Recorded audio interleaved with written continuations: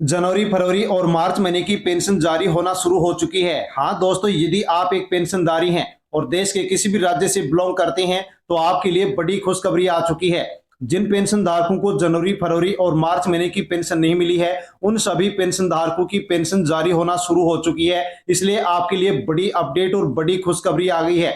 देश भर के सभी राज्यों की सभी पेंशन योजनाओं पर 11 नए नियम लागू कर दिए गए हैं। जैसे ही नए नियम लागू किए गए हैं, वैसे ही पेंशन में बम्पर बढ़ोतरी कर दी गई है। 5,000 रुपए तक अब पेंशन धारकों को पेंशन मिलेगी।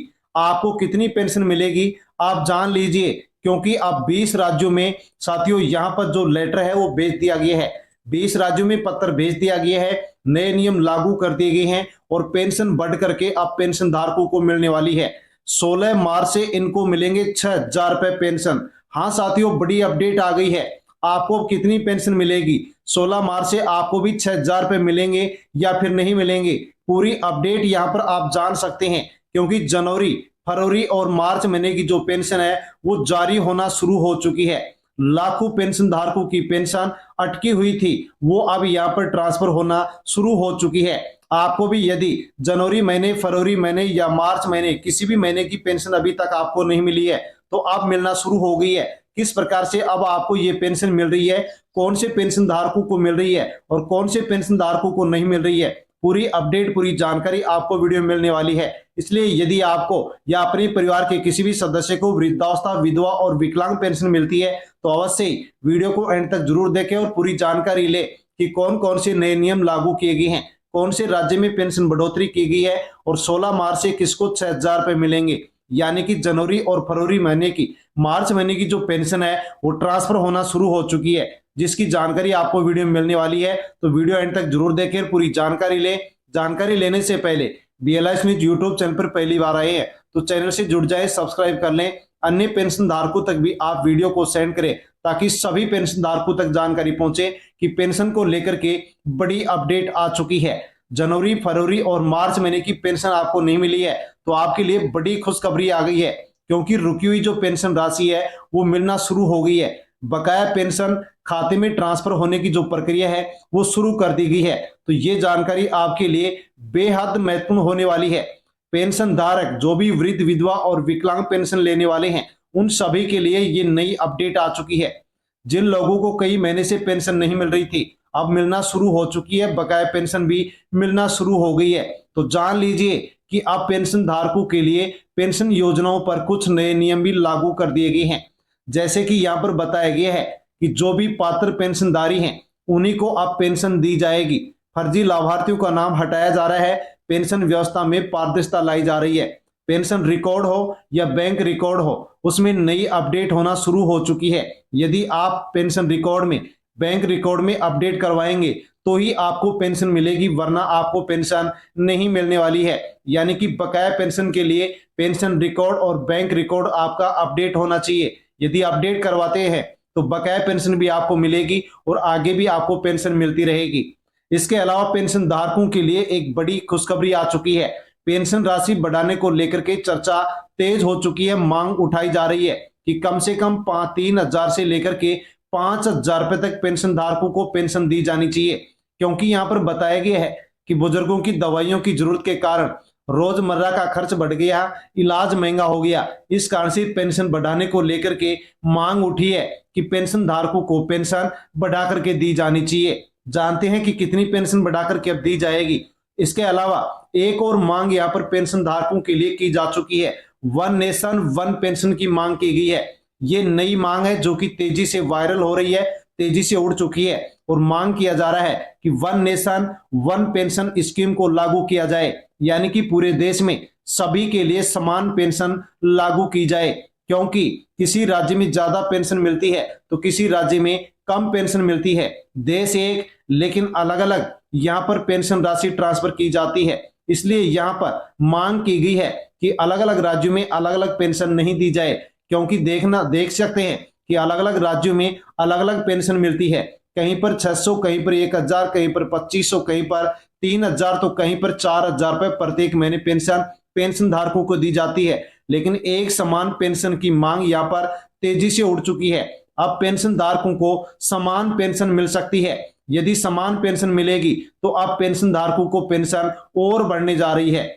इसके अलावा पेंशन योजनाओं पर एक देश के लिए एक नया नियम यहाँ पर पहले से कई योजनाओं में लागू किया गया है। हाँ दोस्तों, जिस प्रकार से पेंशन में एक पेंशन एक देश के लिए मांग की गई है, उसी प्रकार से अब से पहले भी कई योजनाओं में देश में एक समान नियम लागू हो चुका है।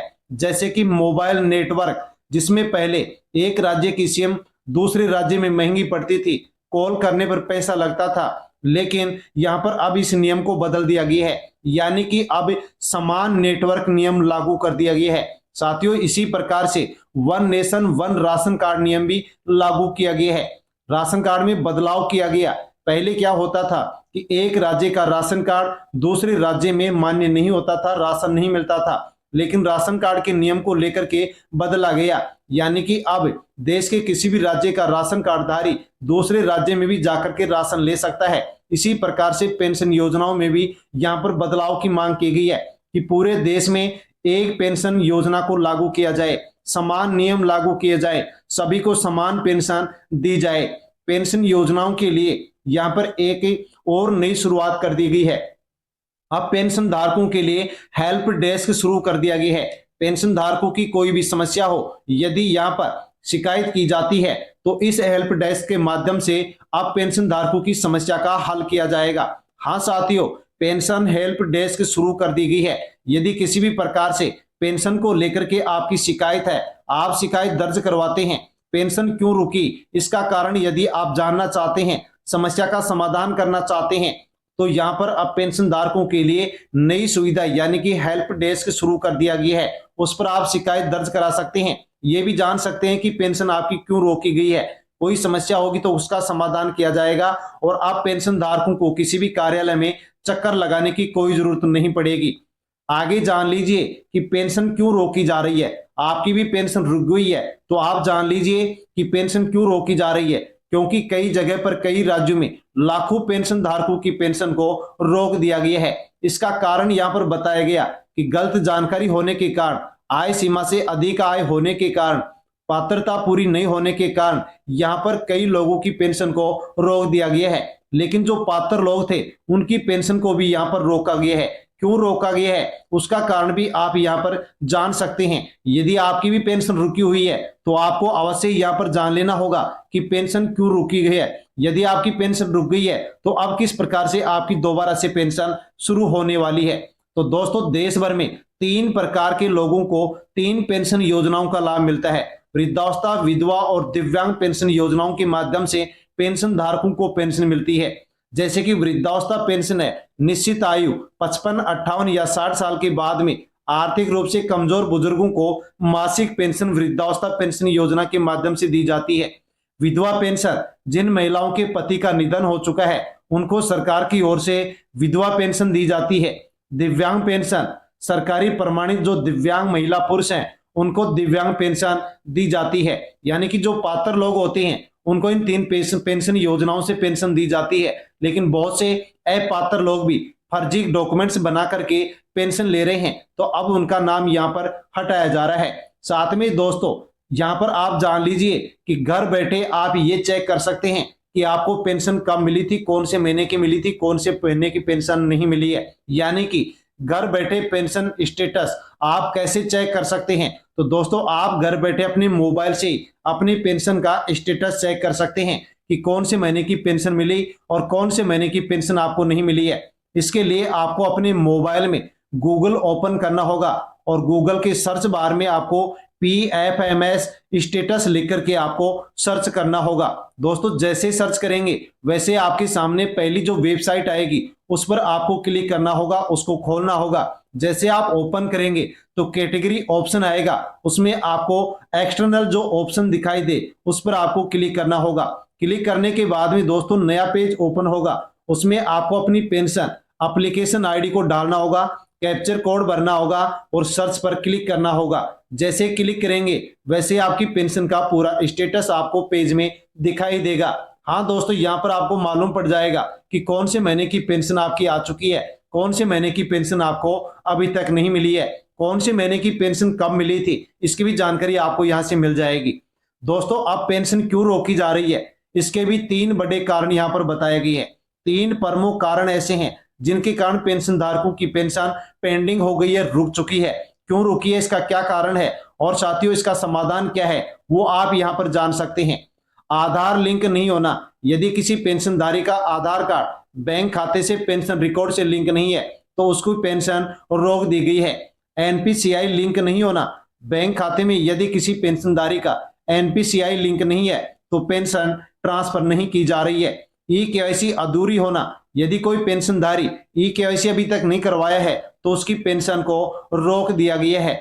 यदि आपके सामने किसी प्रकार की यह समस्या है तो इस समस्या को आसानी से आप ठीक कर सकते हैं और पेंशन आप ले सकते हैं। बकाया पेंशन भी आपके अकाउंट में ट्रांसफर कर दी जाएगी। इसके लिए आपको क्या करना होगा, तो बैंक में जाकर के आपको बैंक खाता है उसकी केवाईसी करवानी होगी, एनपीसीआई लिंक करवाना होगा, आधार कार्ड को लिंक करवाना होगा, पेंशन रिकॉर्ड बैंक रिकॉर्ड का ई केवाईसी करवाना होगा। यदि आप पात्र हैं और इतना काम आप करते हैं तो इसके बाद में आपकी जो रुकी पेंशन है वो आपको मिलना शुरू हो जाएगी और आगे भी आपको पेंशन मिलती रहेगी। पेंशन बढ़ाने को लेकर के दोस्तों मांग की जा रही है। कितनी पेंशन बढ़ाने को लेकर के मांग की जा रही है, तो देश के कई संगठनों के द्वारा मांग की गई है कि कम से कम 3,000 अधिकतम 5,000 रुपए तक पेंशन धारकों को पेंशन दी जानी चाहिए, क्योंकि बुजुर्ग काम नहीं कर सकते, दवाइयों का खर्च बढ़ गया, जीवन यापन करने में मुश्किल हो रही है। इसलिए सम्मानजनक जो पेंशन है ये बढ़ाई जाए, इसको लेकर के अब देश भर में मांग उठ चुकी है। इसलिए अब सभी पेंशन धारकों के लिए जरूरी सूचना है कि यदि आपको या अपने परिवार के किसी भी सदस्य को पेंशन मिलती है, वृद्धावस्था पेंशन, विधवा पेंशन, दिव्यांग या विकलांग पेंशन आपको मिलती है, तो अवश्य ही अपनी अधूरी अपडेट है उसको पूरी करें ताकि बकाया पेंशन आपको मिल सके और आगे भी पेंशन आपको मिल सके। जैसे पेंशन में बढ़ोतरी की जाएगी वैसे हम आप तक जानकारी पहुंचाएंगे। कई राज्यों में पेंशन में बढ़ोतरी कर भी दी गई है, जिसकी जानकारी आपको पीछे वीडियो में भी दिया गया है। दोस्तों जानकारी अच्छी लगी हो तो वीडियो को लाइक करें, अन्य पेंशन धारकों तक वीडियो को सेंड करें। BLS न्यूज यूट्यूब चैनल पर पहली बार आए हैं तो चैनल से जुड़ जाएं, सब्सक्राइब कर लें। धन्यवाद।